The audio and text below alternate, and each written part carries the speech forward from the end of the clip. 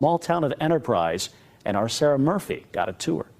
K through 6, and then in 7th grade they come to the high school. That's how it works during the school year at Enterprise High School in Washington County, but for the time being.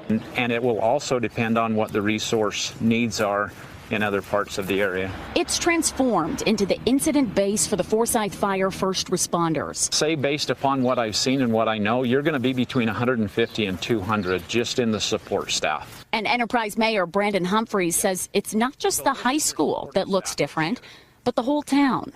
We're just over 2,000 in population right here in the city of Enterprise, and we're, like I said, we're expecting up to 600 fire crews here, and we don't know what that means with supporting staff that's with it as well. So on a percentage basis, you can see that that's a pretty good sized increase to the amount of people that are here. On campus, crews have classrooms filled with different task forces. Do you take care of bringing them in, bringing them out, or do you send them on an hourly basis? What do you do? Keeping them taken care of while they're here. Toilets, showers, sleeper units. We don't do the food part, but we do all that stuff in the buildings. But the base isn't just at the high school. If you go a few blocks off campus, you'll find the Enterprise Community Park. If you take a look here, you see tents scattering across the field. This is where some of the firefighters go to rest when they're off shift and they get a chance for a break. There's a lot from Utah, but Montana, California, Colorado, Arizona, Nevada.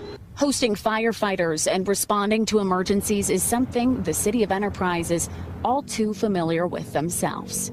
There was absolutely no question that they were lost. I mean, you couldn't see them from here. You couldn't see them because the smoke and the fire was so thick.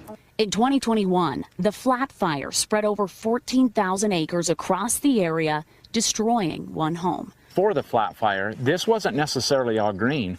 It was all trees and brush. Okay, this whole area was trees and brush. But you can see the fence line right over the top of that center of that pivot. Can you see the fence line? On the right-hand side, it's green. On the left-hand side, it's brown. So Mayor Humphrey says they get it, and they'll help out in whatever way they can.